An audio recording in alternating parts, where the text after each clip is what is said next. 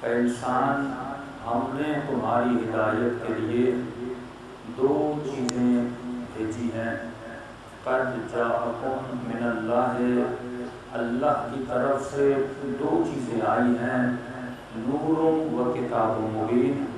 ایک تمہاری ہدایت کے لیے نور آیا، دوسرا تمہاری ہدایت کے لیے کتاب آیا۔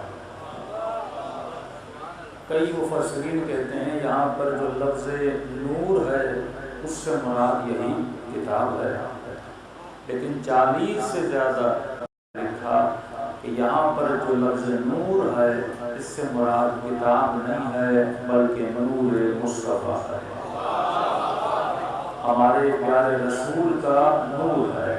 تو وہ کہتے ہیں نہیں، ہدایت سے مراد، نور سے مراد یہی کتاب ہے۔ اب ان کی دلیل کیا ہے کہ یہ دو چیزیں ہیں، ایک چیز نہیں ہے۔ کہتے ہیں اللہ نے نور اور کتاب کے بیچ میں واو کا لفظ لایا ہے، اور واو کا ترجمہ اردو میں کیا جائے تو اور بنتا ہے، یعنی ہم نے تمہاری ہدایت کے لیے نور اور کتاب دے دی۔ اس سے پتہ چلتا ہے کہ نور اور ہے، کتاب اور ہے۔ اب یہ نور ہے کیا، اس نور کی تعریف کیا ہے؟ دیکھیے دو تعریفیں نور کی ہیں، ایک نور ہے ظاہری، ایک نور ہے باطنی۔ ظاہری نور کرتا کیا ہے؟ جہاں جہاں اندھیرے ہوتے ہیں اندھیرے مٹ جاتے ہیں۔ ظاہری نور کے جانے سے ایسی کام نہیں کرتا، ظاہری نور کے جانے سے پنکھے نہیں چلتے، ظاہری نور کے جانے سے لوڈ شیڈنگ ہو جاتی ہے۔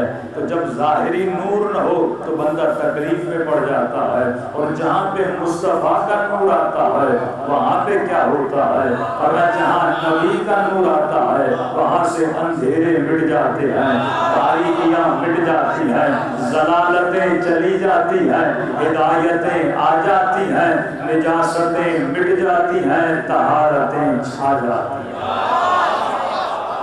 یہ نبی کا پیارا نور ہے۔ اور یہ نور آیا کیوں؟ یہ نور اسی لیے آیا تاکہ انسان کو ہدایت دے۔ اب خدا نے کتاب اور نور کو ساتھ لایا، یعنی یہ کتاب بھی تب تیرے کام کی ہے جب اس کے ساتھ نور ہوگا۔ اب تھوڑا سا گھر میں آپ کی کتاب پڑی ہے، اب کتاب کو ہر بندہ پڑھ سکتا ہے، یا اور آسانی کر دوں کہ آپ سب کو اللہ نے آنکھیں دی ہیں۔ کوئی مومن سوال کر سکتا ہے مولانا کیا قرآن سے ہمیں ہدایت نہیں مل سکتی؟ کیا قرآن کتاب ہدایت نہیں ہے؟ کیا قرآن انسان کو ضلالتوں سے نکال نہیں سکتا؟ یہ خدا خود کہہ رہا ہے کہ میں نے اس کتاب میں تمہارے لیے ہدایت رکھی ہے، تو نور کے ہونے کی ضرورت کیوں ہے؟ ہم قرآن کو خود ہی پڑھ لیں گے، ہم خود ہی ہدایت کو پا لیں گے۔ تو میں نے کہا دیکھو تمہاری آنکھوں میں صلاحیت ہے، یہ آنکھیں دیکھ سکتی ہیں، لیکن یہ دیکھنے کے لیے بھی ایک چیز کی محتاج ہیں۔ آپ سب مجھے دیکھ رہے ہو، میں آپ کو دیکھ رہا ہوں، لیکن اس بیچ میں اگر ایک چیز نہ ہو، نہ آپ مجھے دیکھ سکو نہ میں آپ کو دیکھ سکوں، مولانا وہ کون سی چیز ہے؟ فرمایا وہ نور ہے، وہ روشنی ہے۔ اگر روشنی نہ ہو آپ کی آنکھیں دیکھ نہ سکے، اگر روشنی نہ ہو میری آنکھیں دیکھ نہ سکے۔ یعنی ایک کمرے میں بیٹھے ہو، کمرے میں کتاب بھی پڑھی ہے، اخبار بھی پڑھا ہے، اس کو پڑھنے کے لیے ایک بلب کا ہونا ضروری ہے، اس کو دیکھنے کے لیے روشنی کا ہونا ضروری ہے۔ تو اے مسلمان جب دنیا کی معمولی کتاب بغیر روشنی کے نہیں پڑھ سکتے تو قرآن کو بغیر نور مصطفیٰ کیسے سمجھ سکتے؟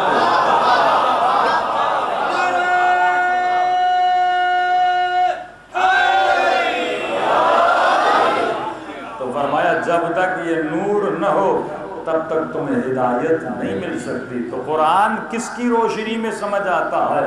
رسول کی روشنی میں۔ اب آپ کہیں گے کیا رسول کے پاس کوئی بلب ہے؟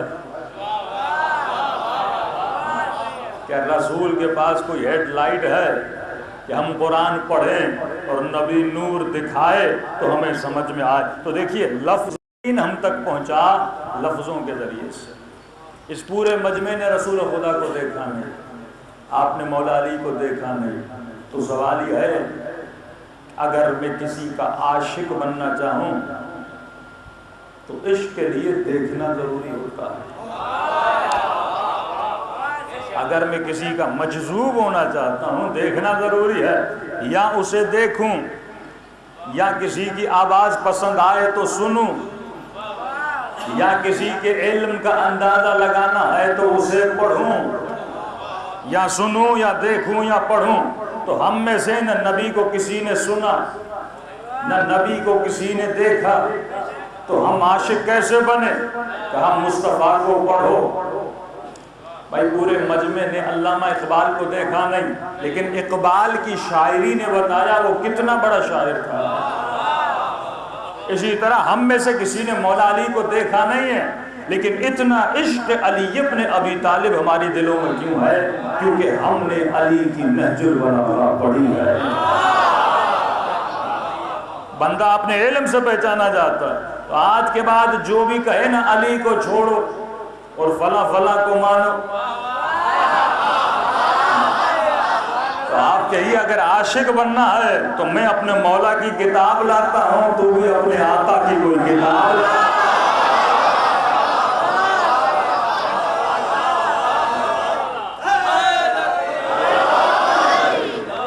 بندہ جسے بھی مانتا ہے دلیل سے مانتا ہے، جب تک دلیل نہیں تب تک بندہ ماننے کے لیے تیار نہیں۔ ہم نے مولا علی کو اس لیے نہیں مانا آبا و اجداد کی وجہ سے، تعصب میں آ کر مانا ہو، نہیں۔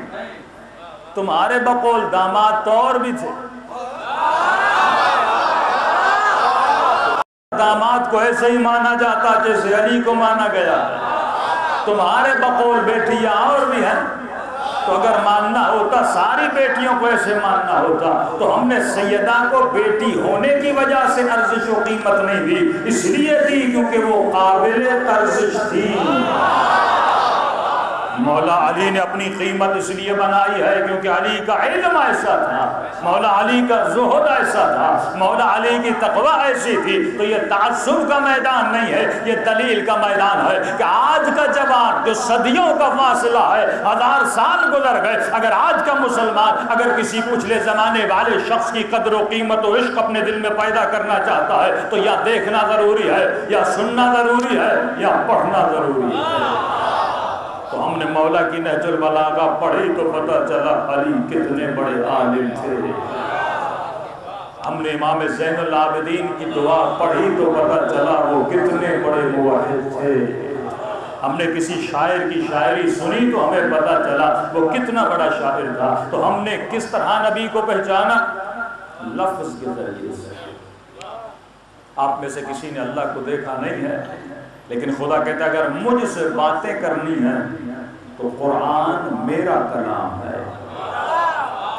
اگر دیکھنا چاہتے ہو رب بات کیسے کرتا ہے تو قرآن پڑھ، تجھے پتہ لگ جائے گا کہ رب عالمین تجھ سے باتیں کیسے کرتا ہے۔ اے مومن اگر علی کو سننا چاہتا ہے، ایک بندہ کسی مولوی کی مجلس سنتا ہے، لیکن کہ اگر علی کو سننا چاہتا ہے کہ تیرے مولا کیسے باتیں کرتے تھے تو نہج البلاغہ پڑھ۔ اگر یہ دیکھنا چاہتا ہے کہ تیرا چوتھا امام مصلی پہ بیٹھ کر عبادت کیسے کرتا تھا تو تھوڑا سا اور لطف اٹھا، یہ لفظ تیرے مولا کی زبان سے ادا کیے لفظ ہیں۔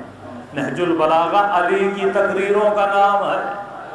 اس زمانے میں بھی اگر کوئی مولائے متقیان کی تقریر سننا چاہتا ہے وہ نہج البلاغہ کا خطبہ سن لے۔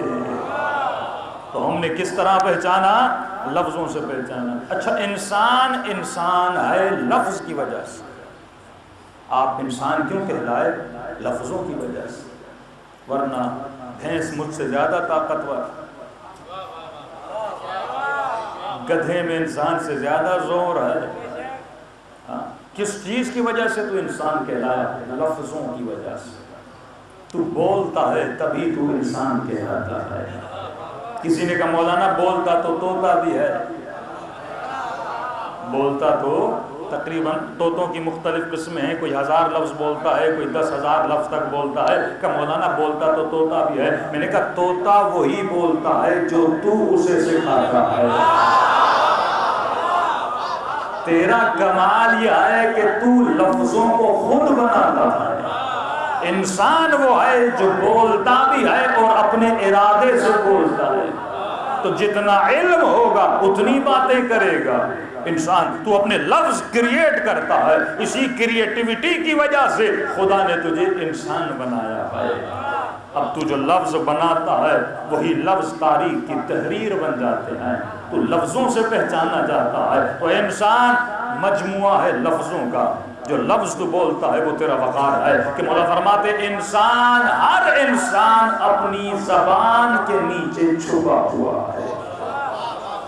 پتہ کیسے چلے یہ مومن بھی ہے کہ نہیں؟ جب کہے گا اشہد ان لا الہ الا اللہ واشہد ان محمدا رسول اللہ واشہد ان, کر کے بتائے گا میں کس کا ماننے والا ہوں. تو انسان پیمانہ لفظ میں آئے تو ہدایت کے لیے رسول آئے اور رسول کا نور. تو نور ہے کیا؟ کیا نور روشنی ہے؟ آج تک جھگڑا رہا شیعوں میں بھی مسلمانوں میں بھی. کسی نے کہا نبی بشر ہے, کسی نے کہا نبی نور ہے. تو بھائی پہلے یہ مسئلہ حل تو کرو کہ نور کا مطلب کیا ہے. عام لوگوں کے ذہنوں میں دیکھیے لفظ اگر آپ سمجھ گئے تو آپ دین سمجھ گئے. ہر جھگڑا جو شیعہ سے لڑ رہا ہے, شیعہ سنی سے لڑ رہا ہے, مسئلہ کہاں پہ آ رہا ہے؟ لفظ پر. بھائی ایک ہی لفظ شیعہ بھی مانتا ہے سنی بھی مانتا ہے. ایک ہی حدیث شیعہ بھی مانتا ہے سنی بھی مانتا ہے. حدیث من کنت مولاہ فہذا علی مولا, جس کا میں مولا اس کا علی مولا. اب ایک لفظ کو سن کر ایک بندہ شیعہ بنا, اسی لفظ کو سن کر دوسرا بندہ سنی بن رہا ہے. لفظ تو ایک ہی تھا نا.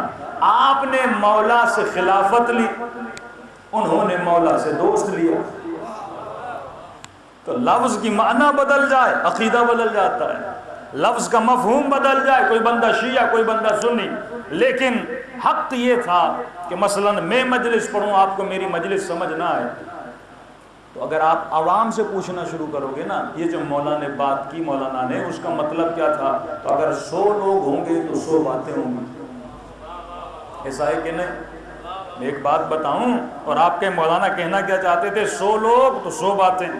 لیکن حق کے مطلب یہ ہے کہ جو بات میں نے کی ہے وہ بات مجھ سے پوچھی جائے, تو میں اپنی بات کا مقصد بھی پہنچا دوں گا, مطلب بھی بتا دوں. کہا نبی نے تھا من کنت مولا, مسلمان پوچھ مفتی سے رہا ہے. مولا کا مطلب کہا رسول نے تھا من کنت مولا فہذا علی مولا, جس کا میں مولا اس کے علی مولا. تو پوچھنا تو نبی سے چاہیے نا, یا رسول اللہ مولا کا مطلب کیا ہے. مفتی سے پوچھو گے تو وہ تو مطلب کی باتیں کرے گا. تو مولا کا مطلب پوچھنا ہے تو نبی سے پوچھنا ہے. اب قرآن لفظوں کا مجموعہ ہے, لفظ ادا کیے مصطفیٰ نے لیکن لفظ ہیں خدا کے, تو لفظوں کا مطلب وہی بتائے گا جسے لفظ ادا کیے گئے ہیں. اگر مجھ سے پوچھیں, کسی مفتی مولوی سے پوچھیں, وہ تو اپنی تفسیریں کرے گا نا. لیکن اگر مجھے قرآن پوچھنا ہے تو کس سے پوچھنا ہے؟ جس کے اوپر قرآن نازل ہوا ہے, اور وہ نبی خود کہہ کر گیا کہ انا مدینۃ العلم وعلی بابها.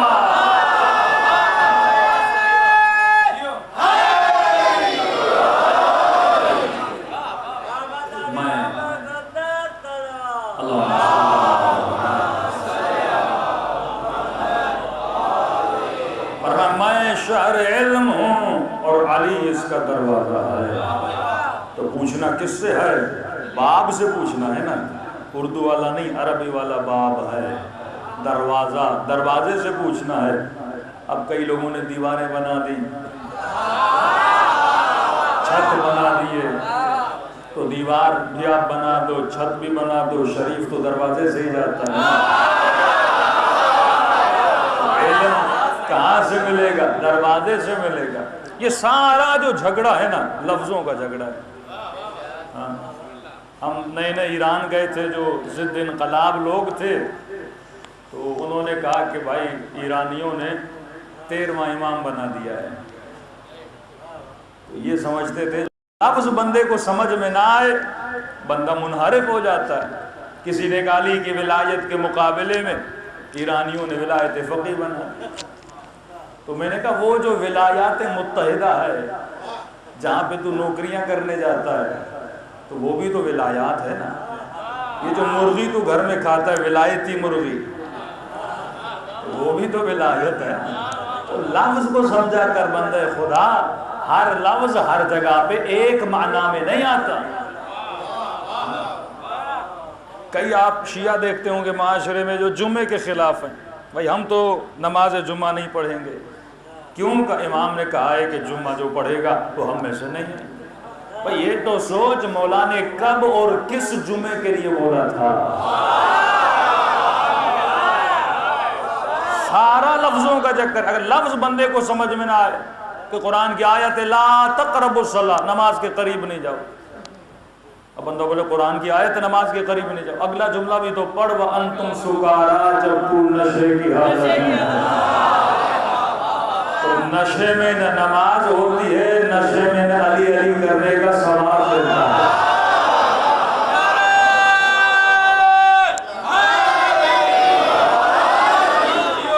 اگر ذکر حسین اور ذکر علی عبادت ہے تو عبادت نشے میں نہیں ہوتی، عبادت ہوش میں ہوتی ہے۔ تو بندہ سوچے لفظ، اگر واللہ اگر آپ لفظ نہ سمجھیں تو ساری قوم ایک لفظ کو لا کے جنگ صفین، جیتی ہوئی جنگ مولا کے ہاتھوں سے نکل گئی، جیتی ہوئی جنگ۔ مالک اشتر نے کہا کہ مولا کو کہو مولا چند قدموں کے فاصلے پر اس کا سر قلم کر کے علی کے قدموں میں آ کر پھینکوں گا۔ کہا کہ مالک تو یہاں بڑھے گا وہاں تلوار آیا کہ اللہ کے علاوہ کوئی حکم نہیں چلے گا، اللہ کے علاوہ کوئی حکم نہیں چلے گا۔ اب مسلمان اتنا اندھا تھا، پھر حکم چلائے گا خدا کا تو کون چلائے گا؟ نبی تو تمہارے درمیان رہے نہیں، تو اللہ کے حکم کو نافذ کون کرے گا؟ اولی الامر نافذ کرے گا، امام وقت نافذ کرے گا نا۔ لیکن اس چیز کو سمجھ نہیں پائے تو لفظ بڑا حساس ہے کہ میں نے کہا مسلمان، ہم ایران گئے تو کہا بھائی ایرانیوں نے خمینی کو آگے بڑھا دیا، ہم نے کہا وہ کیسے؟ کہ دیکھیے قبلہ آئیے ان کی محفل میں چلتے ہیں، جب رسول کا نام آتا ہے یہ ایک صلوات بھیجتے ہیں۔ یہ انقلاب کا زمانہ شروع والے دنوں میں جب نیا نیا انقلاب آیا تھا، اور کہ جب خمینی کا نام آتا ہے یہ 3 صلواتیں بھیجتے ہیں۔ رسول کا نام آئے تو 1 صلوات، اور خمینی کا نام آئے تو 3 صلواتیں۔ جب وہاں جمعہ ہو رہا تھا ہم گئے، واقعاً ایسا تھا، جب خمینی بت شکن کہتے تھے تو لوگ 3 صلواتیں بھیجتے تھے۔ تو مولا فرماتے ہیں عقل مند وہ ہے جب ذہن میں کوئی شبہ ہو نا، فیصلہ خود نہ کرے، کسی عالم سے جا کر پوچھے، تاکہ اس کی الجھن، بندہ بیمار ہو تو کہاں جاتا ہے؟ ڈاکٹر کے پاس جاتا ہے۔ مالک اشتر کو لوگوں نے کہا مالک تو علی سے زیادہ بہادر، کچھ نے کہا مالک تو علی جتنا طاقتور ہو چکا ہے۔ مالک نے دیکھا لوگ مجھے گمراہ کر رہے ہیں، کہاں مولا علی کہاں مالک؟ کہ مالک 2-3 کا فرق ہے، جتنے تو نے مارے اتنے علی نے مارے۔ تو شبہ بنا الیاذ باللہ، کہیں میری طاقت مولا جتنی ہو تو نہیں گئی؟ تو مالک کسی اور کے پاس نہیں گیا، سیدھا مولا علی کی خدمت میں آیا۔ عقل مند بندہ اپنا شبہ عالم کے در پہ آ کے حل کرتا ہے کہ مولا لوگ کہہ رہے ہیں کہ تیری طاقت علی جتنی ہو گئی۔ امام نے کہا مالک بیٹھ، تو میرا شاگرد ہے، مولا ہے تو فخر کرنا، وہ تجھے علی سے ملا رہا ہے۔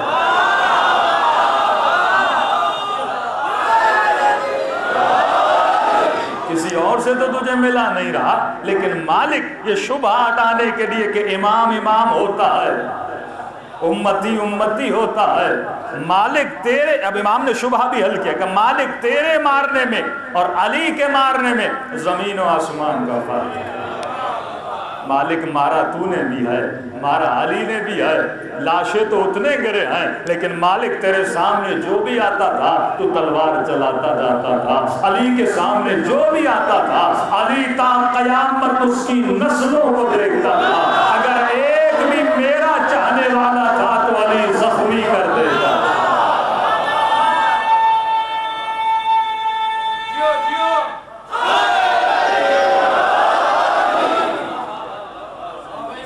شبہ بنے، لاؤڈ بڑا زور لگ رہا ہے میرا، اس کا تھوڑا بیس بڑھا دیں، صلوات پڑھے محمد والے۔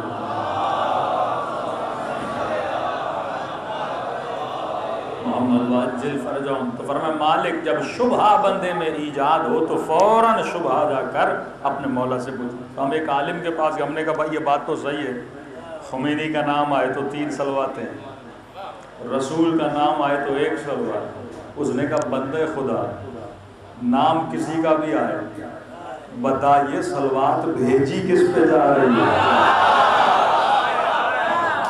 بندہ عقل مندی سے سوچے کہ صلوات تو رسول پہ ہی بھیجی جا رہی ہے نا. کہ یہ تو اس خمینی کا مقام ہے کہ جس کے نام سے لوگوں کو محمد اور آل محمد 3 مرتبہ یاد آتے ہیں.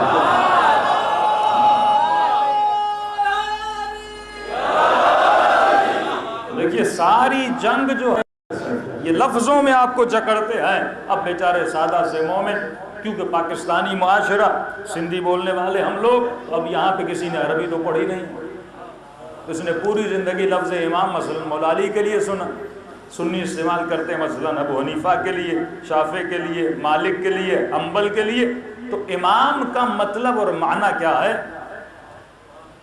امام سندھی میں اگوان بولتے ہیں نا، پیشوا بولتے ہیں، رہبر بولتے ہیں، جو آگے چلے. اب یہی فارسی میں بولا جائے تو مسئلہ نہیں، عربی میں بولا جائے تو مسئلہ ہے. یعنی بندہ رہبر بولے تو مسئلہ نہیں، امام بولے تو مسئلہ کھڑا ہو جاتا ہے، کیونکہ لفظ کو ہم سمجھ نہیں پاتے. اسی طرح لفظ نور اور بشر لوگوں نے سمجھا نہیں. کئی شیعہ علماء نے کتاب لکھی نبی بشر ہے، کچھ لوگوں نے اس کے رد میں کتاب لکھی کہ نبی نور ہے. اب بیچارہ مسلمان الجھ گیا کہ میں نور بولوں یا بشر بولوں. اور وہ جو بشر بول رہا تھا وہ بھی قرآن کی آیت لا رہا تھا، انما انا بشر مثلکم، میں تمہاری طرح ایک بشر ہوں. رسول خدا نے خود کہا. اور کسی نے کہا کہ بھائی فرشتے افضل نہیں ہیں، بشر افضل ہوتا ہے، لہذا اگر تم یہ بولو گے نبی نور ہے تو یہ تو فرشتوں کا مقام ہے، نبی بشر ہے لہذا یہ فرشتوں سے اوپر ہے. اب مجھے کیسے پتا چلے کہ نبی بشر ہے یا نبی نور ہے؟ مسئلہ حل کر دیتے ہیں. نور لفظ اور لفظ کا تصور. جب میں کہتا ہوں شعر تو آپ کے ذہن میں شعر کی تصویر آتی ہے. لفظوں میں اتنی طاقت ہے وہ لمحوں میں آپ کے ذہن کو یہاں سے وہاں لے جا سکتے ہیں. اب میں کہوں گا کربلا، ذہن کہاں گیا؟ حسین کی زری کی طرف. کتنی طاقت ہے لفظ میں. یہاں کہوں گا مدینہ، فوراً ذہن مدینہ چلا گیا. یہاں کہوں گا جنت البقیع، علی والے ہر لفظ سنا نہ کر. یہ لفظ ذہنوں کو نجس بھی کرتے ہیں، ذہنوں کو پاک بھی کرتے ہیں. اب سمجھ آیا کہ گانا حرام کیوں ہے؟ کیونکہ گانا تیرے ذہن کو گندگیوں میں لے جاتا ہے، اور حسین کا ذکر تیرے ذہن کو پاکیزگیوں میں لے جاتا ہے. تبھی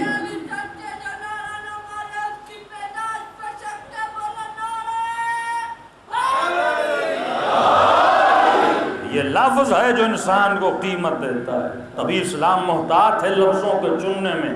لفظ تصویر. میں نے کہا حرم حسین، ذہن مولا کے حرم میں چلا گیا. میں نے کہا شام، ذہن شام چلا گیا. میں نے کہا امام رضا کا حرم، ذہن فوراً مولا رضا کی طرف چلا گیا. لفظ میں اتنی طاقت ہے. تو لفظ تصور کو بناتا ہے. تو لفظ اگر غلط، لفظ اگر آپ کو سمجھ میں نہیں آیا، آپ سب کے تصورات غلط ہو جائیں گے. آپ سے ایک سوال کروں، آپ کے ذہنوں میں جب میں کہتا ہوں نبی نور ہے تو تصور کیا آتا ہے؟ کیا تصور؟ پہلا تصور جو آپ کے ذہن میں نور ہے، کیا مطلب نور ہے؟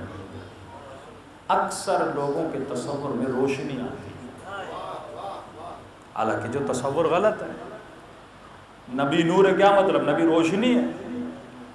کیا مطلب؟ جو نبی چلتے تھے تو نبی کے مثلا وجود سے بلب کی طرح روشنی نکلتی تھی. اگر ایسا ہوتا تو پورا مکہ نبی کے ہاتھوں پہ بیعت کر لیتا، چلتا پھرتا نور تھا نا. اب یہی اسی تصور کی بنیاد پہ مثلا امام رضا کی فلم بنی، مثلا مولا چل رہے ہیں چہرے سے نور نکل رہا ہے. اگر ایسا ہوتا تو مولا کا صحابی یہ نہ بولتا کہ میں نے کئی قافلوں میں چھٹے امام کے ساتھ سفر کیا، جب رات کے اندھیروں میں نے مناجات کی آوازیں سنی، میں نے کہا یہ آواز تو میرے چھٹے امام کی آواز ہے. میں نے امام کو آواز سے پہچانا. ہاں جب وہ چاہتے تھے چیزوں کو نورانی بنا دیتے تھے، یہ ان کا ارادہ تھا، جب چاہتے تو جگہ کو نورانی بنا دے، لیکن نارمل حالت ایسی نہیں تھی کہ اہل بیت چلیں تو گلیوں میں نور نکلے، اہل بیت چلیں تو جہاں پہ اندھیرا ہے وہ جگہ روشن ہو جائے، اپنے ارادے سے چاہتے تھے تو دنیا کو بھی روشن کرے، لیکن نارمل حالت میں یہ نہیں تھا۔ تو نبی نور ہیں کا مطلب کیا ہے؟ فرمایا اول ما خلق اللہ نوری، سب سے پہلے خدا نے میرے نور کو خلق کیا۔ پھر دوسری حدیث میں فرمایا اول ما خلق اللہ العقل، سب سے پہلے اللہ نے میری عقل کو خلق کیا۔ کہا نور کا مطلب عقل ہے، نبی نور ہے مطلب نبی عقل کل ہے۔ اور عقل کس طرح بنتی ہے؟ فرمایا العقل هو العلم، عقل علم کا نام ہے، جس کو سب سے زیادہ خدا نے علم دیا تھا وجود مصطفیٰ کا، کیونکہ علم جہالت کی ظلمتوں کو مٹاتا ہے اور ذہنوں کو نورانی بنا دیتا ہے۔ نور کا کام کیا ہے؟ نور کا کام ہے چھپی ہوئی چیزوں کو ظاہر کرنا۔ نبی کا کام یہ ہے کہ اسرار عالم کو ہمارے لیے ظاہر کرنا، کہ مولا فرماتے ہیں سلونی سلونی قبل ان تفقدونی، پوچھو جو کچھ علی سے پوچھنا ہے، علی زمین کے راستوں سے زیادہ آسمان کی راہوں کو جانتا ہے۔ اب آتے ہیں لفظ نور سمجھاؤں۔ یہ منبر ہے، کس چیز کا بنا ہوا ہے؟ لکڑی کا۔ نام کیا ہے؟ منبر۔ لوہے کا ہو پھر بھی نام کیا ہوگا؟ منبر۔ چاندی کا ہو پھر بھی نام کیا ہوگا؟ منبر۔ مٹی کا ہو پھر بھی نام کیا ہوگا؟ منبر۔ نام نہیں بدل رہا، مٹی کا پھر بھی منبر، لوہے کا پھر بھی منبر، چاندی کا پھر بھی منبر، ہیرو کا پھر بھی منبر، مٹیریل بدل رہا ہے، نام نہیں بدل رہا، منبر منبر ہی رہتا ہے۔ فرمایا اسی طرح نبی بھی بشر ہے، تو بھی بشر ہے، فرق مٹیریل میں ہے، تو خاکی بشر ہے، وہ نوری بشر ہے۔ دونوں کی مٹیریل میں فرق ہے۔ آپ کہیں گے مولانا مٹیریل میں کیسے فرق ہے؟ بھائی تار تو تار ہے، ایک تار ہے 220 وولٹ والی، ایک ہے 1000 وولٹ والی۔ اب قرآن کی آیت پڑھ کے دلیل دوں گا۔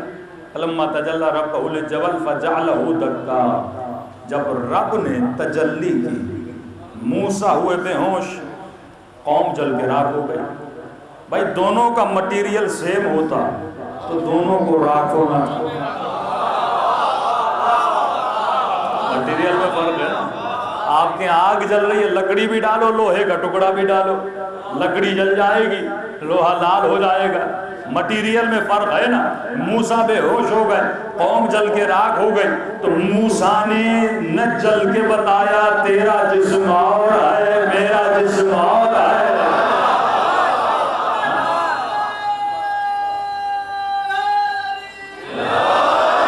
مٹیریل میں تار تو تار ہے، یہ تار 220 وولٹ کی ہے، ایک تار 1000 وولٹ کی ہے۔ اب قرآن کی آیت کہ لو انزلنا هذا القرآن على جبل لرأيته خاشعا متصدعا من خشیۃ اللہ، اگر ہم قرآن کو پہاڑ پہ نازل کرتے پہاڑ ریزہ ریزہ ہو جاتا۔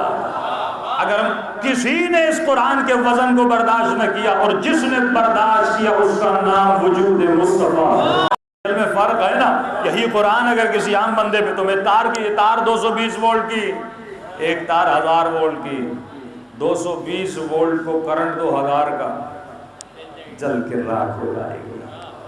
اسی طرح تیرا وولٹیج کم ہے، انبیاء کا وولٹیج زیادہ ہے۔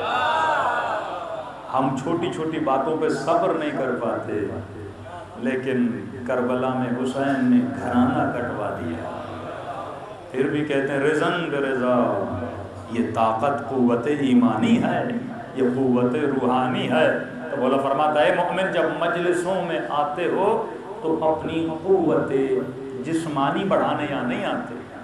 بندہ اگر مجلسوں میں کھانے کے لیے آئے تو کھانا تو کئی ہوٹلوں پہ پڑا ہوا ہے، وہاں جا کے بندہ کھا کے طاقتور ہو جائے۔ تو مجلس میں چاول کے لیے نیاز کے لیے نہ آیا کرو، مجلس روح کی غذا ہے۔ یہ دنیا کا واحد سینٹر ہے جہاں پہ روحوں کو غذا ملتی ہے، جہاں سے روح مضبوط ہوتی ہے۔ جسم تو دنیا کے کسی بھی ہوٹل میں جا کے مضبوط کر سکتے ہو، باڈی بلڈنگ کر کے مضبوط کر سکتے ہو، لیکن روح کی غذا ولایت کا ذکر ہے، فرمان علی ابن ابی طالب ہے۔ اور مولا فرماتے روح کیسے مضبوط ہوتی ہے؟ فرمائے روح مضبوط اس بندے کی ہوتی ہے جس بندے کا ارادہ مضبوط ہوتا ہے۔ واللہ آپ کی اور میری قدر و قیمت ہے ارادے کی بنیاد پر۔ جنت میں اعلیٰ مقام کون پائے گا؟ جس کا ارادہ زیادہ مضبوط ہے۔ ارادہ کمزور ہو تو بندہ ایک چائے کے کپ کا بھی نوکر بن جاتا ہے، ارادہ کمزور ہو تو بندہ ایک سگریٹ کا بھی غلام بن جاتا ہے۔ یہ ارادے کی کمزوری، شہوتوں کا غلام، یہ مال کا غلام، یہ دولت کا غلام، کیونکہ ارادہ کمزور ہے۔ حسین نے کربلا میں ارادے کی مضبوطی سے بتایا کہ دنیا کی بڑی سے بڑی لالچ حسین کے ارادے کو جھکا نہیں سکتی۔ ہر انسان کی قیمت ہے۔ ایک بندہ کہے کہ ابن سعد نے رے کی حکومت کے لیے حسین کو مار ڈالا، سوال یہ ہے کہ تو کس قیمت پہ اپنے رب کی مخالفت کرتا ہے؟ ہر بندے کی قیمت ہے۔ ایک بندہ ایک سگریٹ کے لیے خود کو بیچ لیتا ہے، ایک بندہ لاکھ روپے پہ خود کو بیچتا ہے، کوئی جوان حسین چہرے کو دیکھ کر اپنے ایمان کو بیچ لیتا ہے۔ مختلف لوگوں کے مختلف ریٹ ہیں، مختلف قیمتیں ہیں۔ سوال یہ ہے تو خود کو کس کی دربار میں بیچتا ہے؟ کیا تیرا خریدار نفس اور شیطان ہے، یا تو خود کو حسین کی دربار میں بیچتا ہے؟ میرا خریدار کون ہے؟ کبھی تنہائی میں بیٹھ کے سوچنا کہ میں کہاں بکتا ہوں۔ کچھ لوگ شراب کے گلاس پہ بک جاتے ہیں، اپنا ایمان بیچ لیتے ہیں۔ کئی آفیسر ہیں 10 لاکھ کی رشوت پہ خود کو بیچ لیتے ہیں۔ اب ایک بندہ کہے میں نہیں بکتا تو کروڑ پہ بک جائے گا۔ ہر بندے کی اپنی قیمت ہے نا، کون کہاں پہ خود کو بیچتا ہے یہ تیری قیمت ہے۔ مولا فرماتے تیری قیمت کوئی لگاتا نہیں ہے، تیری قیمت تو خود لگاتا ہے، تو خود تعین کرتا ہے تجھے کہاں بیچنا ہے، اور تو بکتا تبھی ہے جب تیرا ارادہ کمزور ہوتا ہے۔ کائنات میں، دنیا اور آخرت میں یہ دو لوگ وہ کامیاب تھے جن کے ارادے مضبوط تھے۔ بہت بڑی یونیورسٹی امریکہ کی، اس میں بچوں پہ ریسرچ ہوئی، 25 بچے کلاس میں تھے، ان بچوں پہ جا کر انہوں نے ریسرچ کی۔ 25 بچوں کو انہوں نے 25 چاکلیٹ دیے۔ انہوں نے بچوں کو کہا کہ بچوں اگر شام کے 5 بجے تک کسی نے چاکلیٹ نہ کھایا تو اسے مزید ہم 25 چاکلیٹ دیں گے۔ چلے گئے، شام کو واپس آئے، بچوں کو کہا چاکلیٹ لاؤ۔ 25 بچوں میں سے تقریباً 17 بچوں نے چاکلیٹ کھا لی تھی۔ یہ وہ بچے تھے جن کا ارادہ کمزور تھا، جو خود پہ کنٹرول نہ کر پائے۔ 7-8 لوگ ایسے تھے جنہوں نے چاکلیٹ نہیں کھائی، بچے ایسے تھے۔ کہ 20 سال ہم نے صبر کیا کہ دیکھیں جن بچوں کا ارادہ کمزور تھا وہ کیا بنے ہیں، اور جن کا ارادہ مضبوط تھا وہ بڑے ہو کر کیا بنے ہیں۔ کہ 20 سال کے بعد ہمیں پتا چلا جنہوں نے چاکلیٹ کھا لی تھی، کوئی ڈرائیور، کوئی چپڑاسی، کوئی نوکر بنا، اور جنہوں نے نہیں کھائی تھی کوئی پروفیسر بنا، کوئی انجینئر بنا۔ تو دنیا میں بھی کامیاب ہوتا ہے جس کا ارادہ مضبوط بن جائے۔ یونیورسٹی میں جائے، 4 گندے دوست ملتے ہیں، کہتے ہیں مولانا پہلے سگریٹ نہیں پیتا تھا، دوستی نے سگریٹ ہی بنا دیا۔ پہلے شراب نہیں پیتا تھا، دوستی ایسی تھی۔ تو مولا فرماتے ہیں علی والا مچھر کی طرح نہیں ہوتا، جہاں کی ہوا لگے وہاں چلا جائے۔ علی والے کی مثال کا جبل راسخ ایک مضبوط پہاڑ کی طرح ہوتا ہے، اسے دنیا کی کوئی طاقت ہلا نہیں سکتی۔ تو فرمایا جس کا ارادہ مضبوط ہے وہ علی والا ہے۔ ایران کا بہت بڑا وزن بردار وزن اٹھاتا تھا، 220 kg کا وزن، جس کو 3 مرتبہ گولڈ میڈل ملا، اس سے پوچھا دنیا کا اتنا بڑا، یعنی سب سے strongest main in the world بنا، دنیا کا سب سے طاقتور ترین شخص بنا۔ اس سے کسی نے بڑا سمپل سا سوال کیا، غالباً رضا زادہ اس کا نام تھا، کہ یہ بتاؤ دنیا کی کوئی ایسی چیز ہے جو آپ اٹھا نہ سکو؟ جو 220 چیز ہے سمپل سی جو آپ سے اٹھائی نہیں جاتی۔ اس نے کہا میں نے اتنا بڑا وزن اٹھایا، لیکن کبھی کبھی سردی میں صبح کی نماز میں مجھ سے کمبل اٹھایا نہیں جاتا۔ یہ ارادے کی کمزوری ہے. بندے کا جسم طاقتور ہوتا ہے، 80 کلو کا وزن اٹھا لیتا ہے، لیکن بندہ کمبل اٹھا نہیں پاتا، صبح کی نماز پہ اٹھ نہیں پاتا. رسول خدا گزر رہے تھے، کئی برف کے بہادر بڑے بڑے پتھر اٹھا رہے تھے. نبی کے صحابی نے کہا یا رسول اللہ یہ بڑے بہادر ہیں. نبی نے فرمایا ان سے بڑا بزدل کوئی نہیں. کہا یا رسول اللہ، عمرو بن عبدوت کہتا تھا نا کہ میں بڑا اونٹ کا بچہ اٹھا لیتا تھا، ایک وقت میں بکری کھا لیتا تھا. کہ اتنا بڑا بہادر. نبی نے فرمایا ان سے بڑا کمزور کیوں نہیں. کہ یا رسول اللہ کیوں؟ فرمایا جو 80 کلو کا پتھر اٹھائے. نبی نے کہا یہ بتاؤ یہ جو تیری آنکھوں کی پلکیں ہیں ان کا وزن کتنا ہے کہ بندہ 1 منٹ میں کئی مرتبہ بند کرے کئی مرتبہ کھولے. کہ کتنا کمزور ہے جو 20 کلو کا وزن تو اٹھا لیتا ہے، لیکن جب نگاہ کسی نامحرم پہ پڑتی ہے ارادہ اتنا کمزور ہے کہ آنکھیں بند نہیں ہوتی ہیں. یہ آنکھوں کا وزن برداشت نہیں کر پاتا، یہ ارادے کا کمزور ہے. اور کبھی ارادے کے کمزور علی کی ولایت میں قدم نہیں رکھ سکتے. یا علی کہنا آسان ہے، علی کے ساتھ رہنا بڑا مشکل ہے. وہی رہ سکتا ہے جو میں سمجھتا مار بن جائے. اللہ آپ کو مشہد مقدس کی زیارت نصیب کرے. وہاں پہ ایک مسجد ہے، مسجد گوہر شاد. گوہر شاد یہ خاتون کا نام تھا جس نے یہ مسجد بنوائی اور جس کے نام سے یہ مسجد مختص ہو گئی. ہندوستان سے آئی ایران. مولا کا حرم چھوٹا تھا، حرم کے باہر لوگ بے احترامی ہے. معصوم کے حرم کے باہر دنیا والے کچرا. تو مسجدوں کے باہر، امام بارگاہوں کے باہر جگہ صاف ستھری ہونی چاہیے.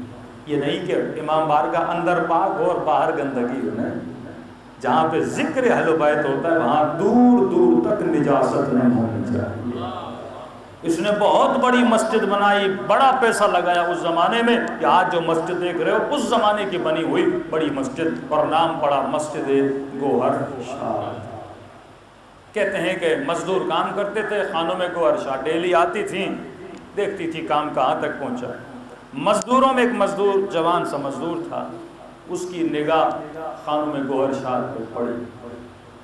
اب جیسے سادہ سے جوان ہوتے ہیں اور ان کو خانوں میں گوہر شاد پسند آ گئی، گھر چلا گیا. ہفتہ گزر گیا، یہ کام پہ نہیں آیا. خانوں میں گوہر شاد نے لوگوں سے پوچھا، وہ جوان سا جو مزدور تھا وہ پتہ نہیں، ہمیں بھی نہیں پتہ کام پہ کیوں نہیں آیا. کہا شاید بیمار ہو گیا، عیادت کے لیے چلتے ہیں. گھر پہنچی، دستک دی، اس کی ماں باہر آئی.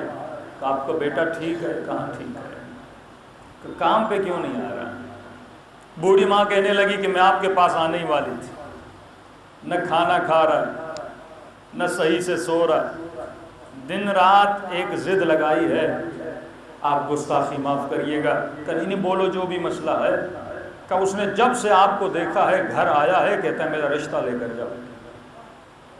میں کہہ رہی ہوں بھائی وہ امیر ہے، تو مزدور سا غریب بندہ، وہ تجھ سے شادی کیسے کرے. اب یہاں پہ فرق ہے اس بندے میں جس کے وجود میں نور ہے. نور عقل کا نام ہے، عقل علم کا نام ہے. مولا فرماتے ہیں عقلوں کو وہ فیصلے عقلانی کرتا ہے، جاہلوں والے فیصلے نہیں کرتا. اگر ہمارے پاس بیٹیوں کے رشتے آئیں تو ہم شرطیں کیا رکھتے ہیں؟ گاڑی ہے، گھر ہے، پیسہ ہے، مال ہے، دولت ہے. آخر میں شاید کوئی پوچھ لے کہ نمازی بھی ہے کہ نہیں. شاید کوئی پوچھے گا نمازی بھی نہیں، نماز سے میرا لینا دینا کیا ہے.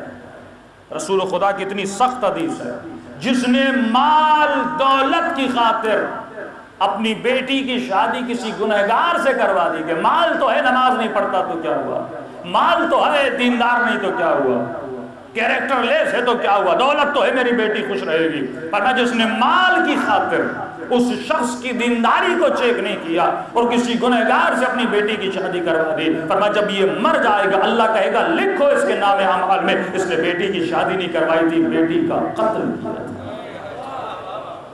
یہ قاتل بن کے مرے گا کیونکہ اس نے نسلوں کو تباہ کر دیا.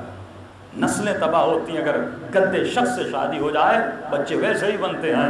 لہذا تم نے آخرت کی پرواہ نہیں کی. تو عقل مند انسان پہلے ایمان کو چیک کرتا ہے. خانم گوہر شاد کو کہا کہ میرا بیٹا آپ سے شادی کرنا چاہتا ہے، ایک ہی بیٹا ہے، میں بوڑھی ہوں، کروں تو کیا کروں، آپ کے پاس آنے والی تھی۔ اب ہم شرطیں کیا رکھتے ہیں، دیندار لوگ دیکھیے شرطیں کیا رکھتے ہیں، اور عقل جب کم ہونا تو بیچاری خواتین بھی چھوٹی چھوٹی باتوں پہ پاگل بن جاتی ہیں۔ کسی نے کہا مولانا لڑکا مجھ سے بڑا پیار کرتا ہے، میں نے کہا آپ کو پتہ کیسے چلا؟ کہ مولانا اس نے خط لکھا ہے کہ تو کہو تو میں تیرے لیے چاند لاؤں، ستارے لاؤں۔ میں نے کہا اس سے بڑا کائنات کا جھوٹ ہو ہی نہیں سکتا، نہ کوئی چاند لا سکتا ہے نہ کوئی ستارے لا سکتا ہے۔ اگر واقعاً انسان کا بچہ ہے تو کم از کم علی کی خاطر نہیں تیری۔ تو آپ اس مواقع سے کرتے کیا ہو؟ اللہ آپ کو ایک موقع دیتا ہے، اس موقع سے آپ جنت بھی بنا سکتے ہو، جہنم بھی بنا سکتے ہو۔ بھائی میری جیب میں 100 روپیہ ہے، میں 100 روپیہ فقیر کو بھی دے سکتا ہوں اور اسی 100 سے کوئی نشے والی چیز بھی خرید سکتا ہوں۔ خانم گوہر شاد نے کہا چلو ٹھیک ہے لیکن میری ایک شرط ہے۔ ماں بڑی خوش ہوئی کہ آپ جو کہو بیٹا کرنے کے لیے تیار ہے۔ کہا میری شرط یہ ہے کہ یہ 40 راتیں نماز تہجد پڑھے۔ خاتون یا والد یہ شرط رکھے نا، بیٹا داڑھی رکھ لو، بیٹا 5 وقت نمازی بن جاؤ، خمس کے پابند بن جاؤ، نیک بن جاؤ، نیک سیرت بن جاؤ، یہ شرطیں ہیں جو انسان کو دیندار بناتی ہیں۔ ماں گئی بیٹے کو کہا خوشخبری لے کر آئی ہوں، اس نے سمجھا کوئی بہت بڑی کام، پتہ ہے ایسی شرط رکھی ہوگی میں پوری نہ کر پاؤں گا۔ نہیں سمپل سی شرط ہے، کہا ہے کہ 40 راتیں نماز تہجد پڑھو۔ اس نے کہا اماں 40 کیا، میں 1000 رات پڑھنے کے لیے تیار۔ جنون ذہن پہ سوار تھا، اس نے نماز پڑھنا شروع کی۔ خانم گوہر شاد کہتی ہیں 40 دن گزر گئے، 60 دن گزر گئے، 80 دن گزر گئے، یہ پریشان ہوئی، کوئی خبر نہیں آئی، جوان پوچھنے نہیں آیا، بوڑھی کچھ کہنے نہیں آئی، اس کے گھر پر گئی کہ کیا وہ بیٹا ٹھیک ہے؟ آپ نے بتایا نہیں کہ بیٹے نے نمازیں پڑھی کہ نہیں پڑھی؟ کہ خانم گوہر شاد مجھے بھی نہیں پتا، نمازیں تو اب تک پڑھ رہا ہے، بار بار کہتی ہوں آؤ رشتہ لینے چلتے ہیں، مجھے جواب دے دیتا ہے، کہتا پھر دیکھیں گے پھر دیکھیں گے، کہ جوان کو بلا کر لا۔ وہ جوان جو ترستا تھا خانم گوہر شاد کا چہرہ نظر آ جائے، اب جب دروازے پر آیا تو وجود حیا اور عفت سے بھرا ہوا تھا، نگاہیں نیچے جھکی ہوئی تھی۔ خانم گوہر شاد نے کہا جواب بتا کیا تم نے 40 نمازیں پڑھ لی؟ کہاں خانم گوہر شاد ابھی تک پڑھ رہا ہوں۔ کہ پھر رشتہ لینے جب تک نماز تہجد نہیں پڑھی تھی آپ کے عشق میں گرفتار تھا، لیکن جب سے نماز تہجد پڑھی ہے اب عاشق خدا بن چکا۔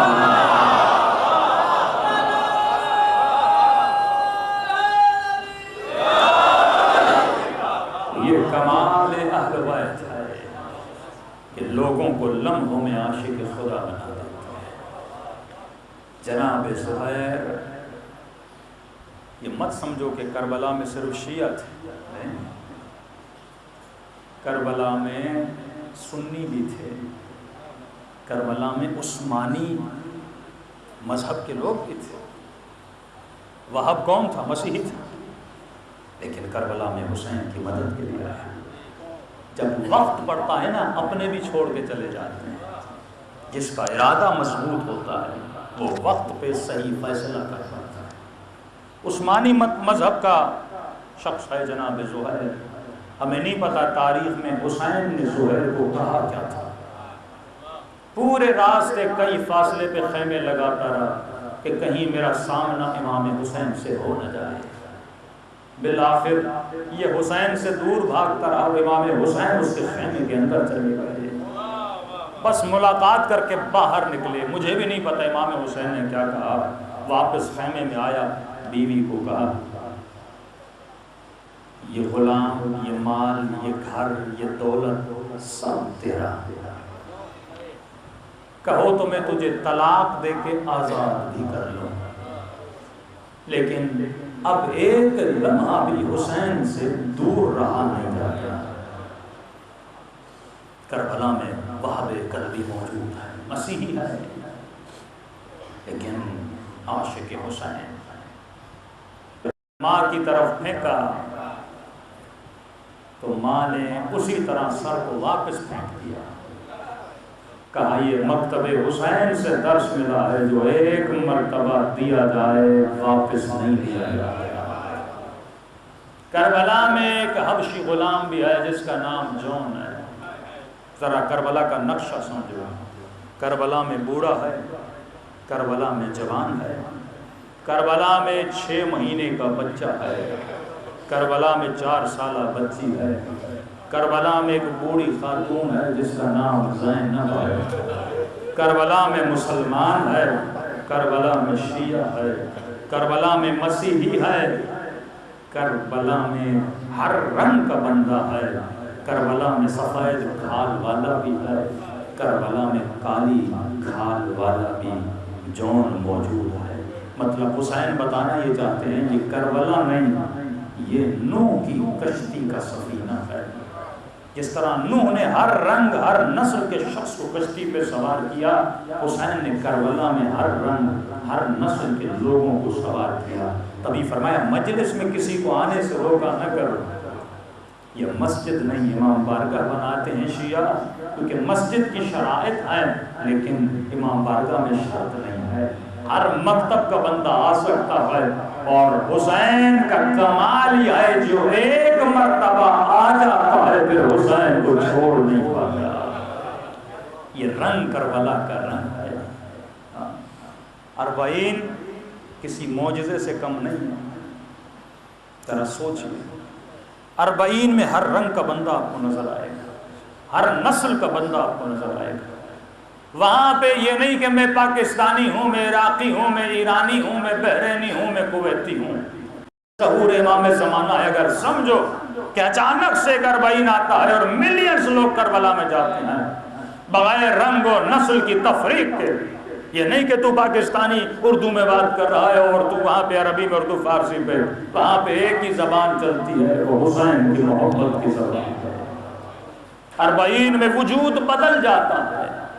جب انسان اپنے وطن میں ہوتا ہے تو سیلفش ہوتا ہے، خود خواہ ہوتا ہے۔ مجھے پانی اپنے لیے چاہیے، گھر اپنے لیے چاہیے، روٹی اپنے لیے چاہیے، بستر اپنے لیے چاہیے، اچھی گاڑی اپنے لیے چاہیے، لگژری لائف سٹائل، اے سی، سردی گرمی، سب کچھ مجھے اپنے لیے چاہیے۔ میرا نہیں لینا دینا میرے ہمسائے میں جو رہتا ہے اس کا اے سی بھی ہے کہ نہیں، میرے ہمسائے میں جو رہتا ہے وہ غریب ہے کہ نہیں۔ میں تو اپنی بیٹی کی شادی دھوم دھوم سے کراتا ہوں لیکن مجھے یہ نہیں پتا کہ کوئی مومن ہے اس کی بیٹی کے لیے جہیز ہے کہ نہیں۔ لیکن یہی بندہ جو یہاں پہ یہ اخلاق رکھتا ہے 40 میں جا کے بدل جاتا ہے۔ وہاں پہ لوگ اپنے گھروں کو کھول دیتے ہیں، آجا تم میرے بستر پہ سو۔ وہاں پہ بچی پانی لے کے کھڑی ہو جاتی ہے، میں پیاسی ہوں تو رہوں لیکن تو حسین کا ظاہر ہے، تو پانی ہو۔ وہاں پہ کوئی اپنے پاؤں کو نہیں دباتا، کہتے ہیں ہاں میں تیرے پاؤں کو دباتا ہوں۔ یہاں بندہ 1 کلومیٹر پیدل نہیں چلتا، میں گاڑی پہ چلوں گا۔ وہاں پہ گاڑیوں والے منتیں کرتے ہیں بیٹھ جا، کہتے ہیں نہیں میں پیدل چلوں گا۔ جذبہ ایثار پیدا ہو جاتا ہے۔ 40 پہ خدا انسان کو رنگ کے حسین میں رنگ دیتا ہے کہ بس قربانی کرنا چاہتا ہے، بس دینا چاہتا ہے۔ وہاں لینا نظر نہیں آتا، دینا نظر آتا ہے۔ وہاں بندے کا ہاتھ دست خدا بن جاتا ہے، وہاں فطرت الہی بن جاتی ہے۔ یہی وہ رنگ ہے جو امام زمانہ کی حکومت میں نظر آئے گا کہ شیر ہرن کو کھائے گا نہیں، زمین خزانے اگل دے گی، کوئی اٹھانے کے لیے تیار۔ یہ ماحول ہوگا لوگوں کا، کوئی صرف اپنی ذات کے پیچھے نہیں بھاگے گا، لوگوں کی بقا کے لیے بھاگے گا۔ کربلا اسی ایثار کا نام ہے۔ کہاں دیکھا تم نے کہ مائیں اپنے 14 سال کے جوانوں کو گھوڑوں پہ بٹھا کر موت کے میدان میں بھیجے؟ میں نے کسی مومن کو کہا، میں نے اگر میں تجھے کہوں اپنے 6 مہینے کا بچہ لا، میں تجھے 1000 دیتا ہوں، تیرے بچے کے 2 بال کھینچ کے نکالتا ہوں۔ میں نے کہا تو راضی ہوگا؟ کہ مولانا کبھی نہیں۔ میں نے کہا تصور کر حسین کے ہاتھوں میں 6 مہینے کا اصغر تڑپتا رہا، کہتے ماں نے سفید کپڑا باندھا تھا، حسین نے خنجر سے کپڑا پھاڑ دیا، کہ مولا حسین نے یہ کپڑا کیوں پھاڑا کر؟ تاکہ بچے کو تڑپنے میں آسانی ہو۔ کون سی جنگ ہے جہاں 6 مہینے کے بچوں کے گلے کاٹے جائیں؟ اور اتنا ظلم کہ مولا نے جا کر اپنے ننھے سے بچے کو دفن کیا، ظالم نے پھر زمین سے جنازہ نکالا۔ یہ روایت کس قدر صحیح ہے مجھے نہیں پتا، لیکن کہتے ہیں کہ ماں کے سامنے بچے کے گلے کو اس نے کاٹا۔ کیا گزری ہوگی بی بی روبا کو؟ ایک مومن نے کہا مولانا میں پہلے بھی جناب سکینہ کے مسائل پہ روتا تھا، اب زیادہ روتا ہوں۔ میں نے کہا اب زیادہ کیوں روتے ہو؟ کہ مولانا پہلے اللہ نے بیٹی کا اولاد نہیں دیا تھا، جب سے بیٹیوں صاحب اولاد بنا ہو، اظہار کا جذبہ کربلا سکھاتی ہے کہ مومن جب دین کی باری آئے تو ہر چیز قربان کرنی پڑتی ہے۔ یہاں محبت اہل بیت میں ہر چیز لٹائی جا رہی ہے۔ محسوس کریے کربلا کو، محسوس کریے۔ جب تک ایثار نہیں کربلا نہیں، قربانی نہیں کربلا نہیں، فداکاری نہیں کربلا نہیں، سعی صدر ہو۔ شہدائے مدافع حرم جنہوں نے اپنی جانوں کو سیدہ زینب کے حرم پہ قربان کیا۔ ایک ڈاکٹر کہتا ہے مولانا 24-25 سال کا جوان بی بی زینب کے روزے کی حفاظت کرتے کرتے شہید ہو گیا۔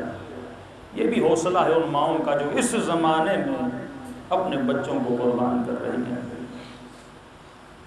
کہتے ہیں مولانا اس شہید کی بیٹی تھی 4 سال کی۔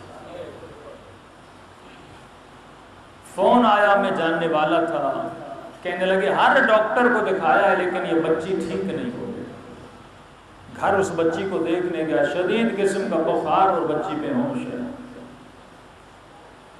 مولانا ہر ڈاکٹر صاحب ہر دوا دی، سب کچھ کیا، بچی کا ڈر ہے کہیں یہ بچی مر نہ جائے۔ میں نے کہا ہوش میں آتی ہے تو کیا کہتی ہے؟ کہ جب ہوش میں آتی ہے اپنے بابا کو بلاتی ہے۔ اب بابا تو شہید ہو چکا، لائیں تو کہاں سے لائیں؟ کیا دیکھا؟ بچی کے سرانے پہ ایک باپ کی تصویر پڑی ہوئی ہے فریم میں۔ کہ یہ تصویر کیوں رکھی ہے؟ کہ جب والد کو بلاتی ہمارے پاس کچھ اور تو ہے نہیں، جیسے ہوش میں آتی ہے اسے اس کے بابا کی تصویر دکھاتی ہے۔ ڈاکٹر نے کہا کہ اگر چاہتے ہو کہ بچی بچ جائے آج کے بعد اسے باپ کی تصویر نہ دکھائے، جب تک تصویر دیکھ کر نہیں، تصویر نہیں دکھائے۔ کہتے ہیں مولانا 15 دن بچی نے تصویر نہ دیکھی، بچی کا بخار اتر گیا۔ یہ کہہ کر یہ ڈاکٹر رونے لگا۔ میں نے کہا ڈاکٹر رو کیوں رہے؟ کہتا ہے مولانا بچی نے تصویر دیکھی، بخار ہو گیا۔ کہ ایک عام سی تصویر دیکھی، کہ مجھے نہیں پتا سکینہ کس طرح یہ سفر کرتی ہے۔ اس بچی نے کوئی تصویر نہیں دیکھی، کٹی ہوئی گردن نہیں دیکھی، رو رو کر کہتی تھی میرے باپ کے ہونٹوں پہ چھڑی کیوں ماری؟ امام سجاد فرماتے ہیں کئی ایسے مقام تھے جہاں امام حسین کے ہونٹوں سے آوازیں آئی تھی۔ ایک تو نو کے نیزہ پہ مولا بولے، دوسرا جب شام کا بازار آیا بچی رو کے کہتی تھی سر کو تم نے نو کے نیزہ پہ رکھا، تھوڑی دیر کے لیے دے میں بابا کا سر سیدھے سے لگا دیا۔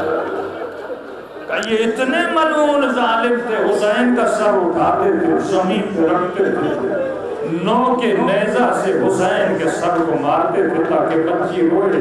کہ یہاں پہ مولا کے سر سے آواز آئی ملعون جتنا مارنا ہے مجھے مار، لیکن سکینہ کے سامنے دلوں کو کربلا دے سلام کرے ان ہستیوں جن کی وجہ سے یہ فرش ادا ہے۔ خوشی تو امام حسین، یہ گریہ مولا کی خوشی نہیں، جب ایسے بنو جیسا حسین چاہتے ہیں، یہ خوشی ہے امام زمانہ۔ حر بنو حسین کی مجلسوں میں السلام حسین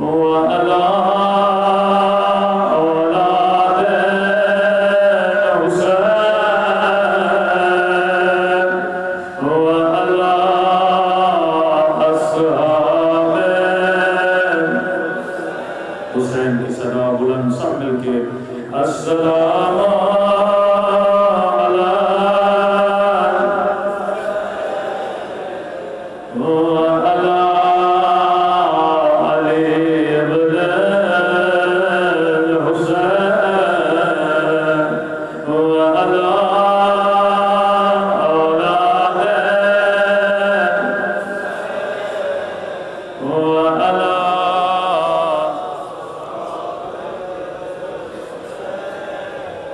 میرا سلام ہو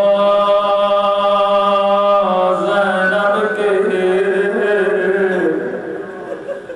لٹی ہوئی چادر پہ مزید ہو یہ سلام میرے سلام نہیں زیارت نبیہ میں امام زمانہ کے سلام فرمایا میرا سلام ان زخمی رخساروں جن کا رنگ بدل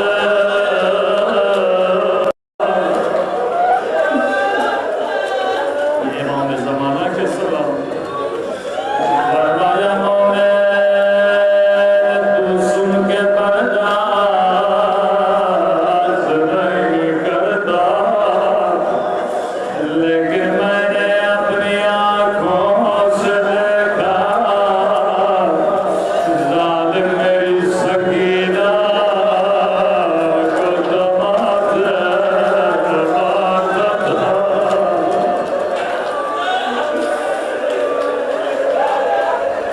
اگلا سلام بڑا درد بڑا سلام فرمایا میرا سلام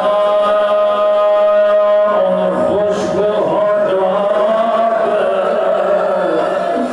جن پہ ظالم چھری مارتا فرمایا میرا سلام کربلا کے اس شہید پہ جس کا گلا پیچھے سے کاٹ گیا ذرا مولا کے جملے کو سمجھنا اس شہید پہ جس کا گلا پیچھے سے کاٹا گیا اسلام کا حکم جب بھی ذبح کرو تو آگے سے ذبح کرو کیونکہ آگے چار رگیں ہوتی ہیں جب رگیں کٹ جاتی ہیں خون دماغ میں نہیں جاتا کٹنے والے کو تکلیف نہیں ہوتی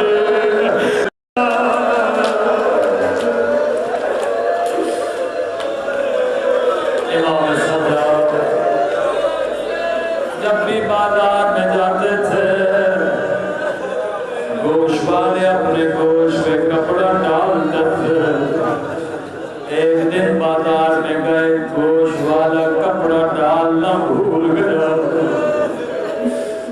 مولا سجاد زارو قطار رونے لگے رو کر کہنے لگے ہائے میرا غریب بابا ہائے میرا پیاسا بابا گوشت والا کہنے لگا مولا معاف کریے گا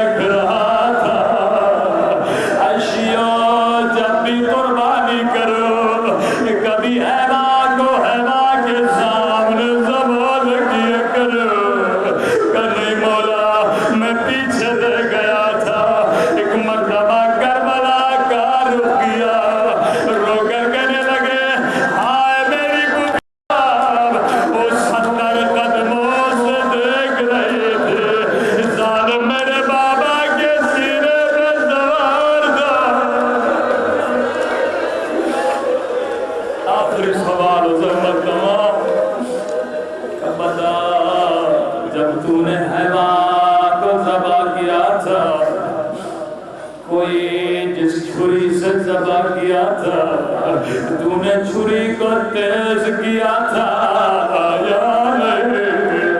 کہا مولا میرے چھری کو تیز کیا تھا۔ ایک مرتبہ زمین پہ بیٹھے رو کر کہنے لگے شمر نے خنجر قدس وہ میرے بابا کا گلا کاٹا تھا، وہ ظالم نے 12 وار کیے، جب پہلا وار کیا آدم نے کہا میں نہیں دیکھ سکتا، علی نے کہا میں نہیں دیکھ سکتا، نبی نے کہا میں نہیں دیکھ سکتا، حسین نے کہا مجھے سب چھوڑ کے چلے